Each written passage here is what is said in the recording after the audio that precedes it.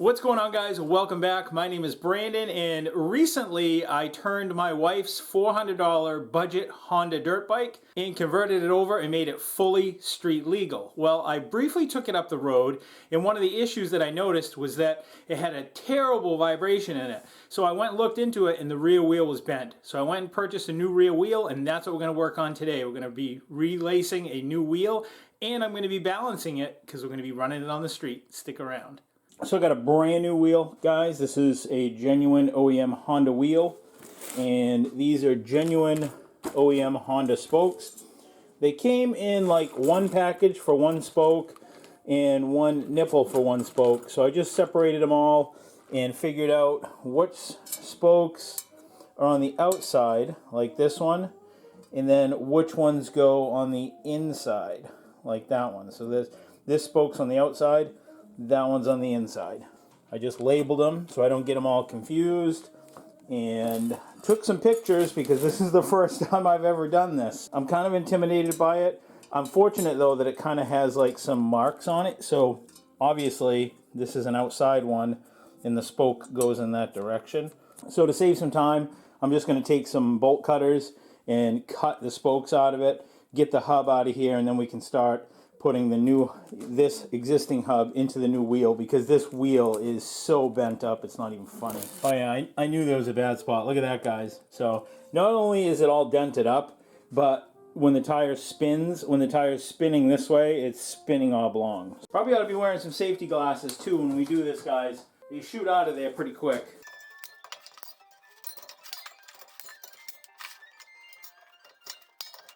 Oh yeah. Look at that, huh? Those things are taking off like a rocket. No turning back now.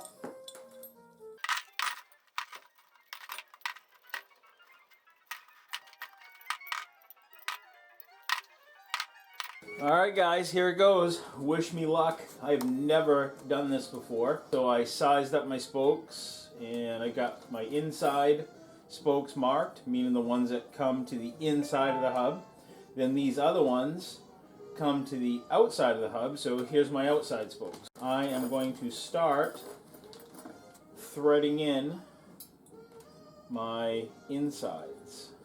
This is going to be fun, guys. I've never done this before, but I'm really interested in doing it because I love to learn how to do new things. Alright, now at this point it should be pretty self-explanatory where they go, just by looking at them and where the holes are.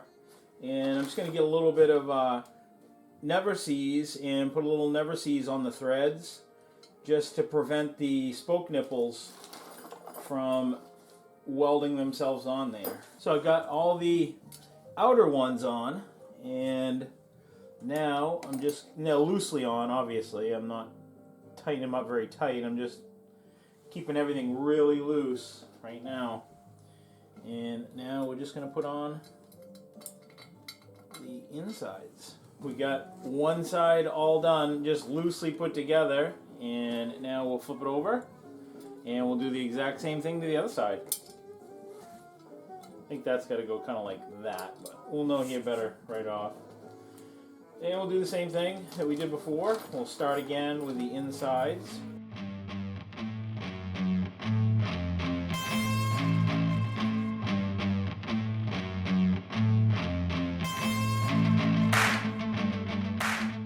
So I've got everything loosely spoked up, and I just set it on my truing stand, and I'm using a dial indicator. You don't have to use a dial indicator, but I like numbers and I like precision, so I'm going to try to get it pretty good. But as it sits, look at how straight that is right now. It's running very, very true. This dial reads in thousandths of an inch, so each line that you see or each little graduation in that is a thousandth of an inch. So we're allowed 2 millimeters. So 2 millimeters converts out to be 79 thousandths of an inch. So to be in spec, we need this wheel wobbling this way no more than 79 thousandths, and we are at no more than 20 right now. So It's looking pretty good. And I'll show you if we need to pull the wheel a little bit, how we're going to do that. So as the wheel pushes this way, guys, watch what the needle does. Okay, so as the wheel pushes this way, the needle goes clockwise. So that's saying that the wheel needs to go away, but we're trying to average it. We're trying to find an average of where this wheel sits. That could be a casting.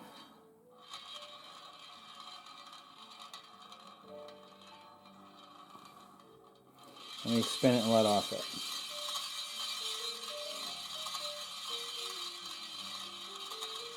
Boy, it seems to only have like one spot that it goes real low, right there. So what we got to do is pull the wheel towards the gauge. To pull it towards the gauge, you'd tighten the 3 spokes that pull it this way. So it would be that spoke, this spoke, and this spoke would pull it that way, and that'll help bring it into true. So we're just going to turn it like a quarter of a turn. Check this out, guys. Watch. And look at that. You can see just a little tiny wobble, but I'd be more worried about up and down than I would be side to side. But I think I can get a little bit better, and we're going to try. But the wheel right now is really good. All right, so let's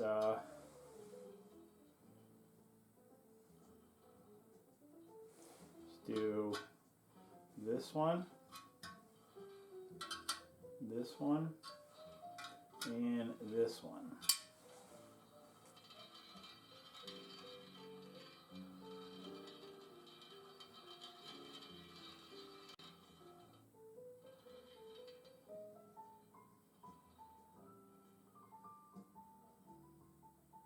So yeah, guys, this thing is so close. Look how close that is. I'm not going to mess with it. Although it's a huge swing. Just to put this in perspective, guys, how much this wheel is out. As I said, each one of these graduations is 1/1000th of an inch. Well, a piece of paper's about 4 thousandths. So you're not talking a lot. I mean, look how close that is within there. That's a couple sheets of paper thickness in spec. That's the seam of the wheel right there.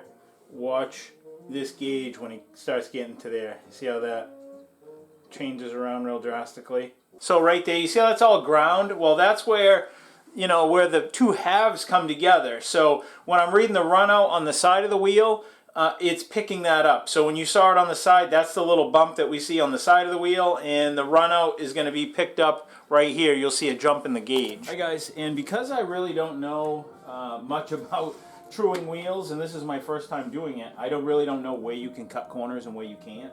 So I went out and bought a Tusk spoke wrench, and this was vehicle specific. From what I can tell is you tell them what it's fitting, and then not only will you get the kit, but you'll also get the correct fork for the bike. So this one takes 5 millimeters.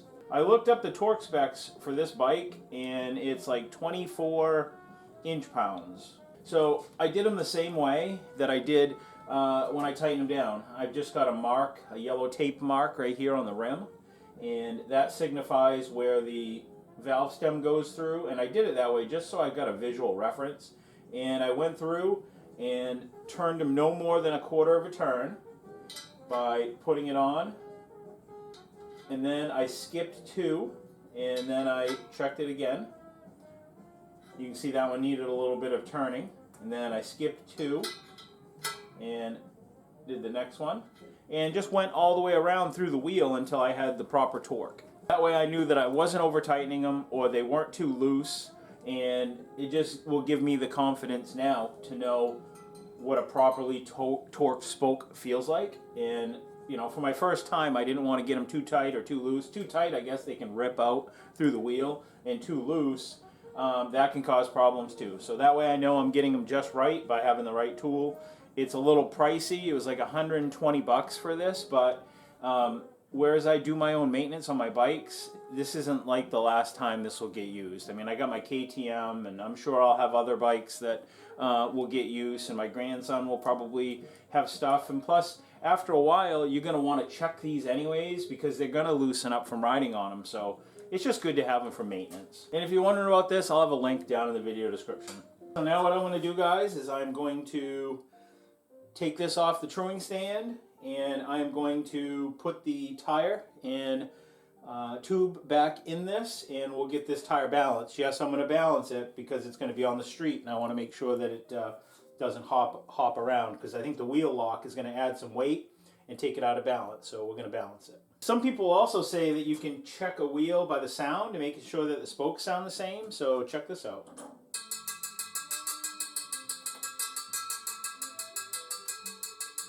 They all have the same pitch. You get it going a little bit quicker.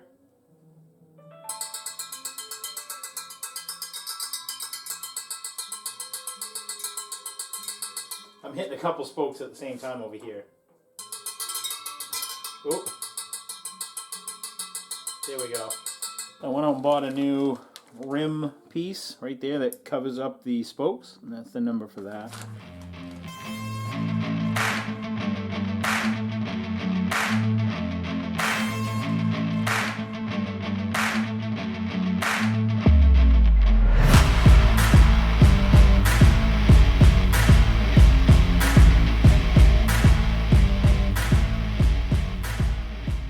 So I got it mounted back up, and the OCD in me will not allow me to just stop messing with this. So, but you can see I've got it within like 7/1000ths run out side to side. I wanted to check it with the tire on it, especially after I was like prying on everything to see if anything changed. But I've got it within 7/1000ths. I could probably get it a little bit better, but I don't really know as if there's a point to doing that at this point. So it definitely is good enough to go down the street, that's for sure. All right, so I'll get this out of the way, and we'll let it do its thing. We'll find the heavy spot. Obviously, the heavy spot is going to sink to the bottom, so that means that the weight needs to be at the top. And it is, guys. You can see the rim locks at the bottom. Now, here's a little trick I picked up after watching someone else's channel, and I wish I knew whose it was, because it's an awesome idea as far as like figuring out what you need for weights on a wheel without peeling the stick off stuff. So all I've got is just a little magnet, and I'm going to stick the magnet onto the wheel. Then I'm just going to start throwing some washers onto that to add up for the weight, and then I'm just going to measure up how much weight I've actually added, and that's how much we'll put on it. And there it is, guys. That's it. That makes it real easy. You don't have to spin the wheel or any other thing. Obviously, the heavy spot sinks to the bottom, so you just add your weight 180 degrees to that. So let me bring it over here. Let the tire go. It should stay still, which it does. You can see that, no movement. And we bring it to the other side over at 2 or 3 o'clock roughly. I like to do it like at 2 o'clock because then they're kind of like a little opposed.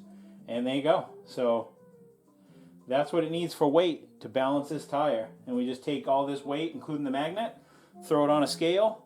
It'll give us a reading, and that's what we need to put right here for weight on the wheel. And I take a little black magic marker, and you can just mark it with marker, or you could use tape. I use marker and then just wipe it off with some acetone. If you had painted wheels, you wouldn't be able to do that. You can use a white soapstone. I'll make a mark right here.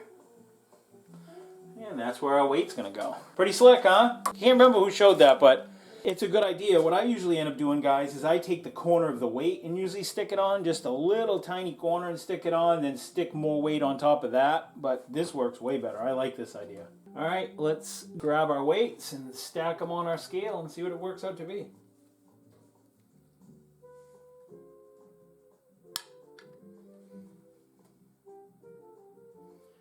$72.8 grams. That's a lot.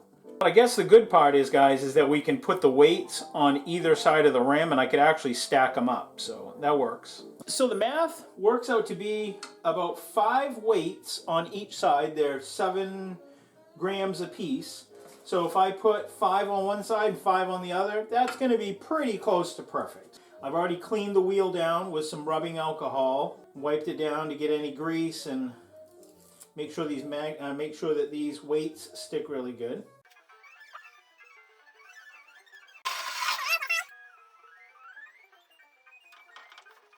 And there we go, guys.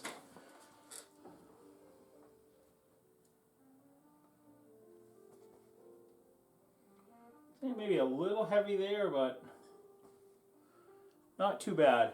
That's pretty close.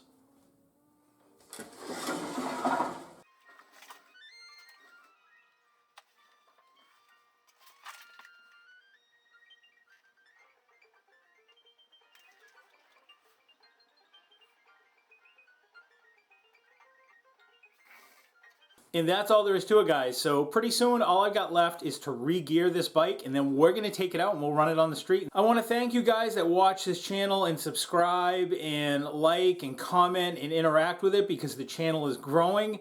I'm having a lot of fun on this channel. Like I said, this is my hobby channel. If you guys follow this, I really enjoy it. It's kind of more relaxed than my welding channel. Thanks again, guys. I'll have links down in the description for any of the tools that you see me using, and pretty soon we'll be getting this on the road. Thanks, guys. Take care. Stay safe. See ya.